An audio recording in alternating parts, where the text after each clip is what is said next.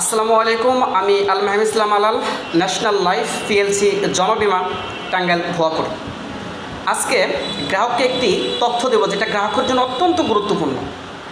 ধরেন আপনি কোনো এক কোম্পানি থেকে একটি একক পলিসি ক্রয় করেছেন, মানে আপনি বিমা করেছেন, আপনি বাৎসরিক প্রিমিয়াম দেন ৮,০০০ টাকার উপরে প্লাস।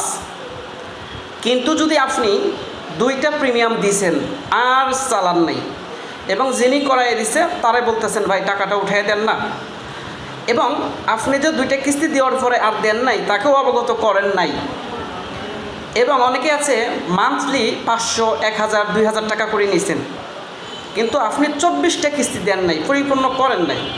এখন কর্মীকে বলতেছেন আমার টাকা উঠাই দেন। প্রথমত বলি, লাইফ ইন্স্যুরেন্সের টাকা মেয়াদের আগে উত্তোলন করা যায় না, এবং যদি করতে চান সেটাকে বলে সারেন্ডার, এবং সারেন্ডার করলে আপনার জমাকৃত টাকা থেকে ক্ষতি হবে।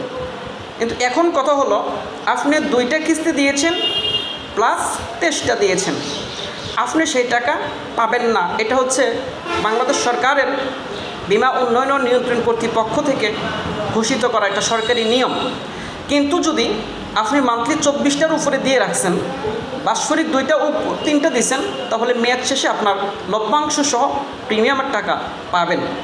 আরেকটি কথা বলে দিই, বিমার টাকা প্রথম কিস্তি দিয়েছেন আর দেন নাই, সেই টাকা অফেরতযোগ্য। সেটা যদি আপনার 1 কোটি টাকা প্রিমিয়ামও হয়, প্রথম কিস্তি দিয়েছেন আর চালান নাই, তাহলে বাংলাদেশ সুপ্রিম কোর্টে মামলা দিয়েও বিমার টাকা নিতে পারবেন না। বিমার প্রথম কিস্তির টাকা পাওয়া যায় না। ধন্যবাদ।